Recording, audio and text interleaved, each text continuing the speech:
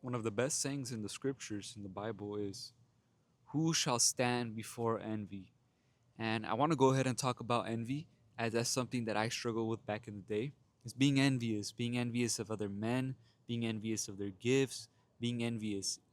And to be honest with you, and I want to be straightforward with you, if you envious, if you feel covetousness, wanting what another man wants, you're just a bitch, bro.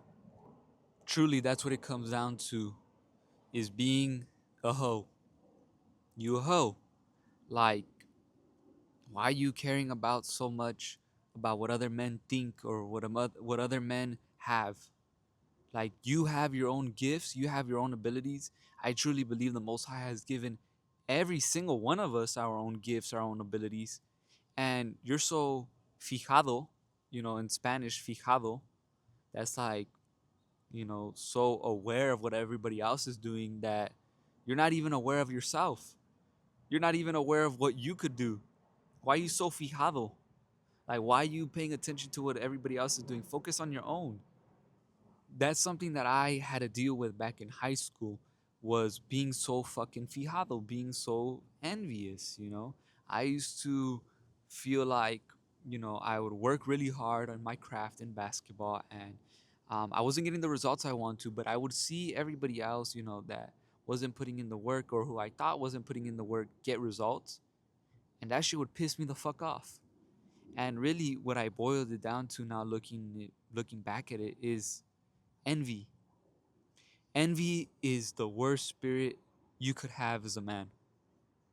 If you even feel envy, you gotta kill that shit immediately. It's like a plague. It's a disease. Envy causes so much wickedness and evil, and causes you to think of things that you'd never think of. If you're a sane person, like envy, it truly, in the scriptures, that's what the scripture says. Who shall stand before envy? Today's message is how to overcome envy. How do you overcome being envious? First of all, you got to figure out who you are. You got to spend time with yourself and truly ask, what am I made of? Like, who am I? Who am I living for? For me, I live for the Most High, and then I live for myself. As long as I don't break the Most High's laws, statutes, and commandments, then I go ahead and do whatever I need to do to succeed in this world, while we're still in it. But if you so worried about other people's success, what other people are doing, you a lame, man. Like, aspire to be your own thing. Aspire to find out who you truly are, who the Most High programmed you to be. Because you have ideas, you have thoughts, but you're so scared, which really what it boils down to. You feel unworthy. You feel unworthy, so you're looking at everybody else's talents and gifts instead of focusing on, how can I make adjustments to my own game, the game of life, and get myself in a position where could succeed. And the way you're going to really find yourself is by going out and exploring different things. You have to seek the pain of pursuing greatness. If you've never been in great shape before, why not? Why not? That's literally like, that's the first thing that you're given in this world, is the spirit and then your body. Why not be in great shape? Or at least do your best to keep yourself healthy. Most of us can't even do that shit. Most of us, we stuck on chips, we stuck on fucking bullshit ass fast food that's meant to kill us. We stuck on bullshit, right? Pursue greatness, pursue the pain, pursue the things that are making you scared. That's the way to go. That's the way you find out who you are. Because you might actually be really good at transforming your body. You might actually be really good at talking to females. You might actually be really good at a business, at sales. You might actually be really good at speaking publicly. You might actually be really good at being a truck driver. Shit. You have to explore, try different things. If you just sit home, watch TV, like, bro, like, how do you expect to know yourself? You know, you have to know yourself. Do you even know what food you like, or you just eat the shit that your mom give you? Like, bro, come on. Like, try new things, explore yourself, explore different things, take risk. You know, you watch. I'm sure most of us have watched animes, and we see how cool them motherfuckers are, and we like, damn, like, you know, he could do that, he could do this. Yeah, shit, we don't have powers in real life like like Super Saiyan and all that, but we could definitely acquire power. We could definitely make our mental on a higher level to make it seem as we have Super Saiyan. You know, like, come on, dude, like, try new stuff. That's how you're gonna find yourself. That's number one of killing envy. Number two, you have to find the root of that envy. For me, I felt unworthy. I felt unworthy of the pursuit that I was pursuing, of being a starter on my varsity basketball team. You know, I was a fucking bench warmer, just straight up, being candid. I would grind so hard and I had the skills and I had the drive, but I just did not have the talent, you know. But see, as I was cultivating my skills, I didn't believe.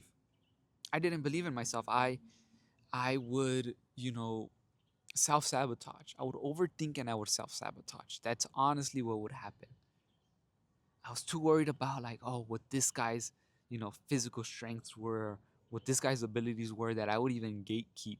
You know, like that's some weak ass shit. Like I would gatekeep, you know, and be very secretive with the stuff that I was doing that ultimately had I not gatekeeped, I probably would have been put on more game. I probably would have opened more opportunities for myself. But I was thinking like, okay, now I need to get over on this guy, you know.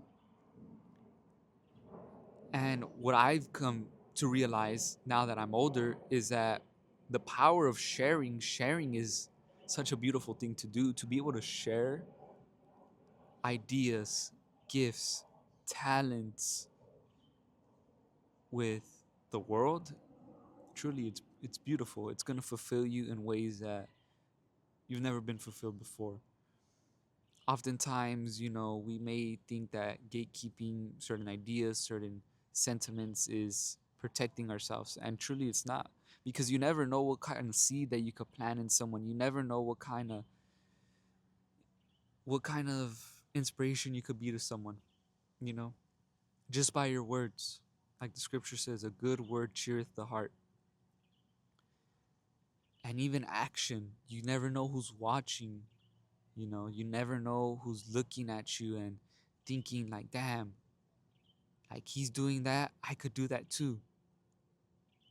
So instead of embracing such a, you know, scarce mindset, a mindset of lack, embrace sharing, embrace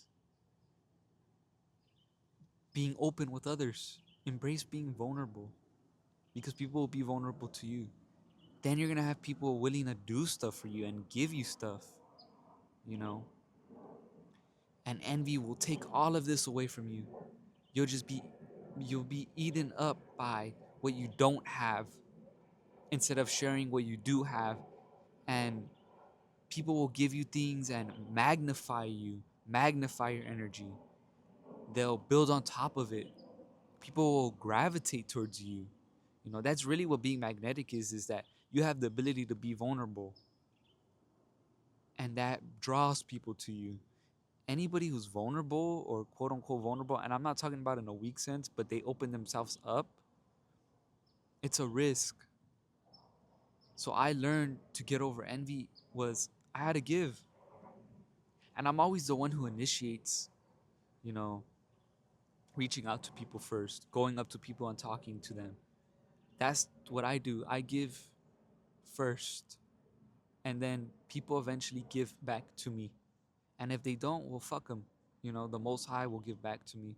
I truly believe that things will go my way, you know, or at least things will go the way they're supposed to be And usually, if it's of the Lord, it's going to go for the better of me. Number 3, to get over envy, keep yourself occupied.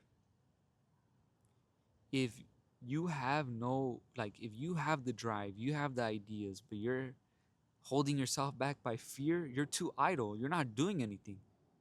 If you just at home scrolling, watching, scrolling, you just have a job and all that, and you're watching other people, live their life on the metaverse, you're set up to be envious. Social media set you up to be envious. You have to go be occupied. Go occupy your time. There's so many habits that you could build. Embrace your curiosity, embrace what you want to know, and then go learn it. And you're going to occupy your time. You're not going to have time to be fijado. You're not going to have time to be fucking envious because you're going to be so busy trying to level up that you're just going to fall in love with the process of leveling up. You're going to fall in love with being a winner because people that are envious are fucking losers. They think like a loser.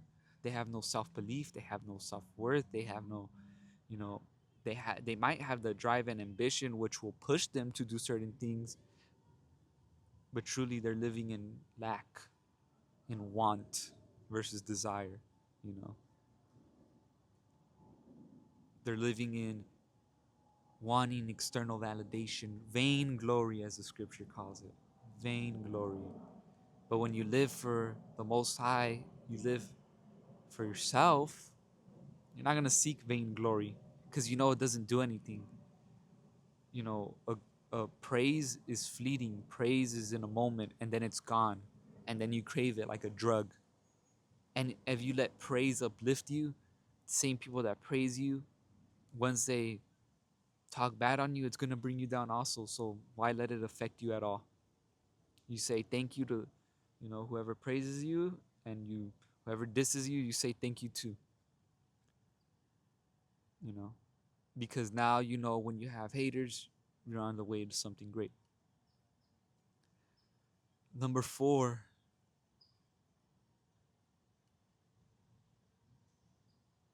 take time to find your creator. Take time to fill your cup.